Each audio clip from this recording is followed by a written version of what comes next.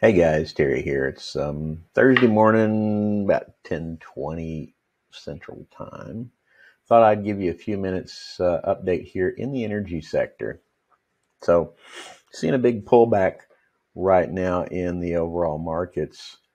S&P's down 3.3%. NDX is down 4.59. Now, energy's been quite active all week. It's down 1.7% on the day, but I want to run through my charts here. So what I'm thinking that we've got playing out here, this B wave looks to be reversing here, and we're going to push lower. But if you look at the weekly performance, right, we had a really big push hard. This is through Thursday, okay? Devon Energy popped up 17%. Let's go ahead and flip through these really quick, and I'll show you that Devon Energy is running close to the upper channel resistance level right now.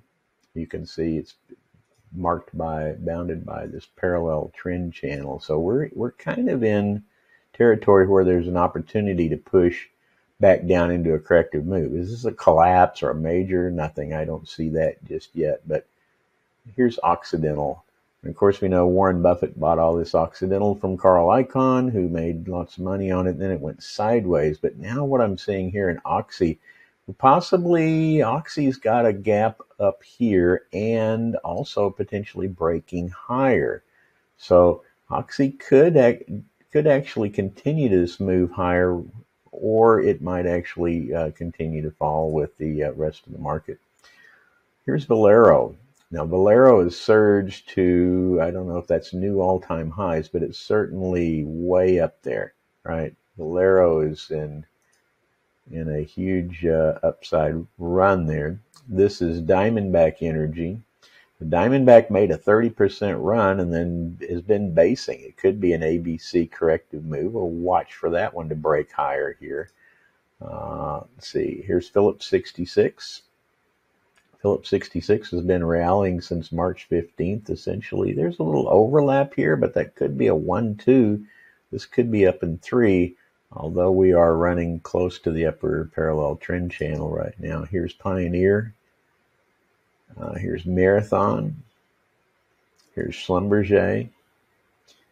And here's Cheniere.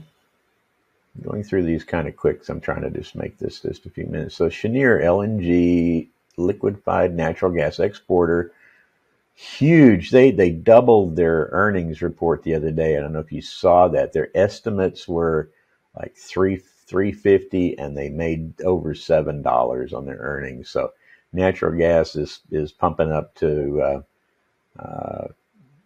$9, over $9 in the U.S., and I don't know what it is in Europe, but it's a lot higher.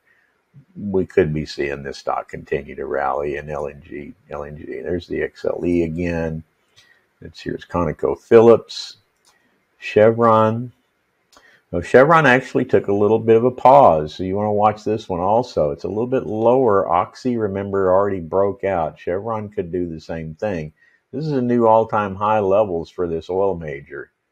And so that's going to be a challenge to get through that, but it could. And there's a much longer dated trend channel resistance line up here, but I think there's some more overhead room. ExxonMobil, used to work for ExxonMobil, 34 years, retired 2017 now. It's been a long time. When I retired, I got out in 2017, the stock was at 86. And it hasn't been back there since. So it's taken 5 years. It's finally gotten back to those levels. More upside in the play here. Let's look real quick at, there's Hess. That's one of Hunter's favorites. Williams, EOG.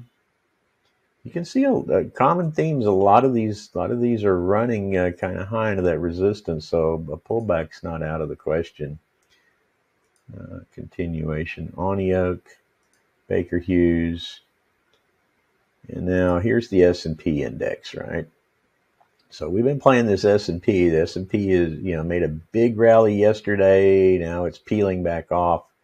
We'll have today's candle back showing up in that chart right there. S&P S&P down. Don't have today's thing. It also don't have today's on these futures. I don't get today's closing basis. But we did push up. Crude oil did push up here to 111. It's now pushed back down to, I'm looking at it right now, 107.97. So there'll be a wick here, but there'll be a closing low. It comes back down off of those intraday highs in crude. So that little push up and down, we'll see where that goes. I did want to share with you these, the weekly RRG. Of course, energy, we know itself has been running with a lot of vertical momentum decay. Let me switch over to that real close. Here's the 11 sectors in the S&P. But this past week, we've seen a resurgence in relative strength, okay, addition. Don't really see the momentum. It's possible we get a hook in the momentum before later we're going to fade. So I can't tell you necessarily from here how long this uptrend will go, but I showed you that there's a lot of overhead resistance in nearly all of these stocks. Inside the weekly RRG, excuse me while I itch my nose, Valero's actually got one of the better trending vectors here with a northeasterly movement here. Oxy's way out front, looks really good. Devon Energy made a hook down here in the weakening quadrant. When you look here, you'll see several hooks: ConocoPhillips, ExxonMobil, EOG, Diamondback, and Phillips 66. All of these stocks have made this last vector, which is Thursday's data, included here. It won't be final until the week closes out on Friday. But for now, we've got hooks back in all of these. It says these guys want one more little run back up to the upside. Let's go back to that. Let me show you the daily. We look at the daily for our shorter term trend conditions, right? The shorter term, Valero's the one way out in the lead. Northeast, northeast, northeast, northeast. Williams may be a little weaker than the others. Amerada Hess, used to be Amerada Hess. I'm dating myself. Hess Corporation, Halliburton. They got a little northerly kick, but they really haven't reversed back to the right. Cheniere Energy looks good. Crude was pushing higher, but we'll see how after today's session that closes up.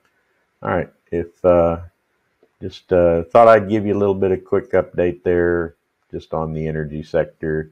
This is, as I'm looking at it right now, take that out. That doesn't mean there anymore. This is my list in energy.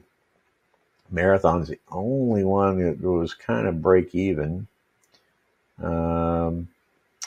Pioneer, Oxy, Schlumberger. You can see Apache, and I forget what HP is. Halliburton here. So energy stocks today are getting a hammer. This chart, this table over here is the weekly performance. So you're getting a big peel back in the energy trade. There's Devon. It's down 2.72%. So it was up nearly 19% for the week. All right, thanks. Talk to you guys later.